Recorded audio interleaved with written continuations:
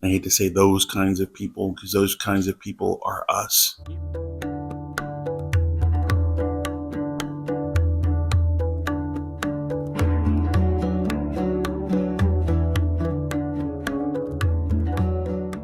Back when I was just becoming a young man at 12 or 13 years old, maybe 14, I was visiting with my grandfather in Annapolis. And he said, "We need to go visit the neighbor.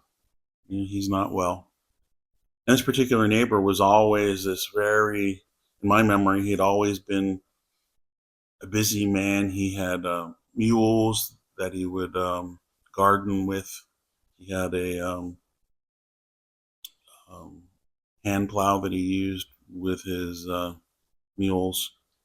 I remember him using a scythe, cutting wheat. He was just always this robust, energetic man. And we went to visit him, and we went into his house. And as soon as my grandfather walked in, he started crying. And what my grandfather didn't warn me about or tell me about was the fact that this neighbor, who I had always remembered as this robust, energetic man, had had a stroke. And then his diabetes had caused him to lose both arms and both legs. His stroke had caused him so he couldn't speak. And so when we came in, all this man did was cry. He couldn't say anything, he couldn't move. And he was laying in a bed, this literal stump of a man with a relative cleaning him up after he moved his bowels. And here he was with his neighbor standing over him with his grandson. And part of me says, how unfair for that neighbor. But then I don't know why he was crying. Maybe he was crying because this was the only visit he ever got. I don't know. Part of me says he was crying because he was powerless and helpless. I don't know. What I do know is that Christ taught us to go visit the sick and the imprisoned. And this is one of those things my grandfather taught me here, that even though it can be difficult and painful for us to go visit somebody like this, we don't know,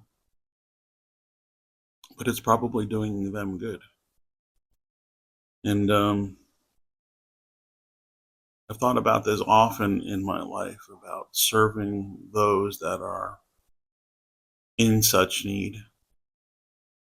And it ended up leading me in my ministries in Baltimore. I found out that one of our people from my ministries, we ministered to homeless people and people on the margins and extremely poor, the addicts, those kinds of people. I hate to say those kinds of people because those kinds of people are us. I found out that one of our people was in hospice house, Gilchrist House in Baltimore.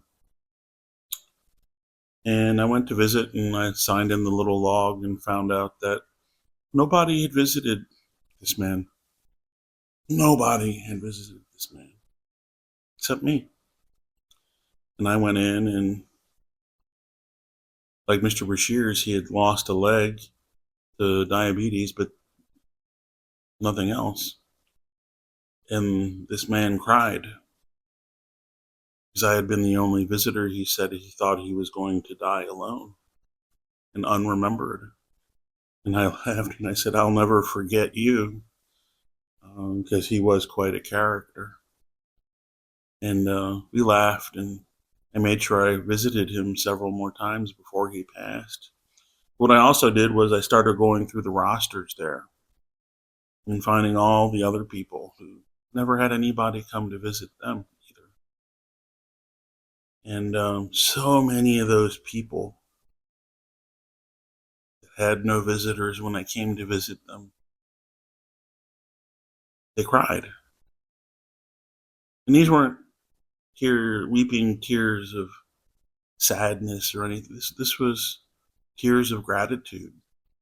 And so I went back and revised my understandings of what had happened when I was a young man with the neighbor. And I'm sure that he was crying out of gratitude, because there's nothing lonelier than being forgotten. There's nothing lonelier than being on the edge of death,